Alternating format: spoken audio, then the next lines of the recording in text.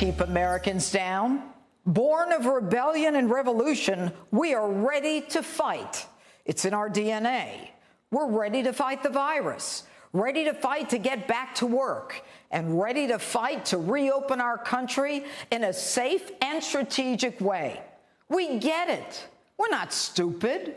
We know to wash our hands, wear a mask, and keep our distance. We know to look for signs of the virus. We look to protect the vulnerable. We appreciate the numbers need to be contained as we go through the 3 phases of reopening. We know the virus can come back, and we will be ever vigilant to make sure a complete reopening is dependent upon the data. Now, we've been sheltered in place for weeks, and we are not children. We are capable of using our God-given common sense to protect ourselves and others. But there has to be a balance between physical safety and economic survival. More and more people becoming unemployed, 22 million so far. People watch their savings, their livelihood, and their dreams disappear. For some, there will simply be no business to rebuild. For others, there will be no coming back from the depths of depression, alcohol, or drug abuse. Canceled elective surgeries, prolonged enormous physical pain, suffering, and further stress and depression. All the while, Navy ships turned into hospitals sent at the request of panicked governors remained virtually empty on both coasts. And yet, some continue to think the nanny state is the answer.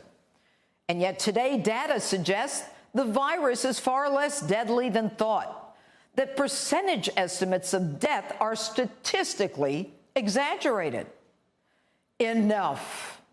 Inflated numbers. Enough of the lockdown.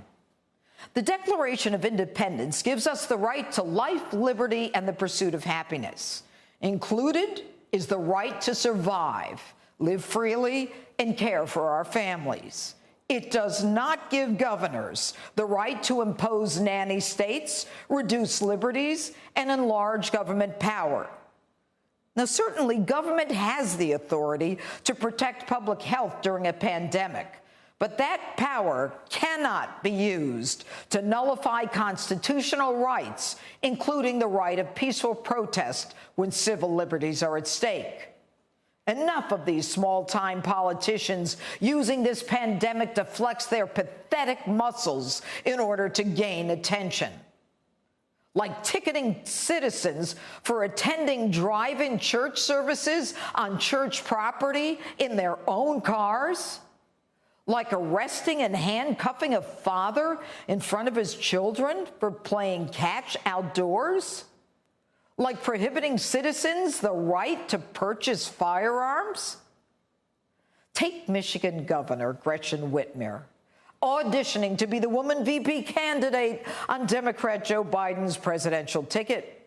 She issues nonsensical, absurd guidelines, certainly capable of attracting national attention, but laughable were the situation not so deadly serious. Her actions both overbearing, discriminatory, and point-blank unconstitutional. Now, Governor Gretchen says it's okay in her fiefdom, Michigan, to buy alcohol and lottery tickets. She keeps abortion clinics open to get an abortion, but don't you dare even think about going to church. And she must be toking as she decrees from on high that you can buy weed, but you can't buy grass seed or vegetable seed, that you're to stay in your home, but don't you dare think about buying paint to fix it up. Gretchen ruled home improvement stores could stay open, but they had to close those aisles that had paint, flooring, and outdoor gardening sections. And when her Michigan constituents came out of their homes to protest and exercise their civil liberties, she doubles down, and she threatens to extend the stay of home orders. Gretchen, your VP audition ain't going so well. And then you have New Jersey Governor Phil Murphy. He can't explain why he allowed selling beer, liquor, and weed to remain open as essential businesses, but sought to punish churches and synagogues from providing religious freedom. And in response to Fox News' Tucker Carlson's questions about the Bill of Rights and his interference with religious freedoms, he said, quote, he wasn't thinking about the Bill of Rights and says it's above his pay grade. Above your pay grade? You forgot the Constitution? Did you forget you took an oath to uphold it? No more. Americans won't accept their rights being trampled on. No more of this one-size-fits-all mentality. 22 million jobs lost so far, and now Washington has run out of money to pay for the small business loan program. Layoffs are the predictable outcome from that one. Americans sheltered in their homes who've been patiently watching this unfold have seen the data, and the facts change from day to day. First, there were 2.2 million who were supposed to die in the United States, and then it was 1 million, then it was 500,000, then 250,000. And supposedly, mitigation was already taken into account in those numbers. But the models, folks, are just plain wrong. And today, a potentially lower death rate. And we understand there are still many sick and dying, and density in hotspots are to be treated differently. But what about the rest of us? We want to go back to work, feed our families. And as the governors sit there and pontificate, we are the ones experiencing the reality that for every percentage drop in employment, there are 5,000 to 10,000 deaths occurring. Depression, suicide, domestic violence, child abuse, resurgence of alcoholism, drug addiction, loss of hope. Battered women locked at home with their abusers, abused children not being identified or protected because they cannot go to school. I'll wear my mask, my gloves, and I'll keep my distance, and I'll do the testing whether to determine if I have COVID or whether I have the antibody. But don't you even think about tracing or tracking or giving me a card. It ain't happening. Your models are out of control. The economy is out of control. China is the one that's out of control.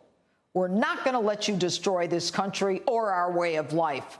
We've worked too hard and we fought too long to lose it to a Wuhan. That's what I said, a Wuhan virus that China knew about, openly lied about, said it couldn't be transmitted from human to human, and intentionally protected Chinese citizens from the virus, but allowed that virus to be released, putting the rest of the world at risk.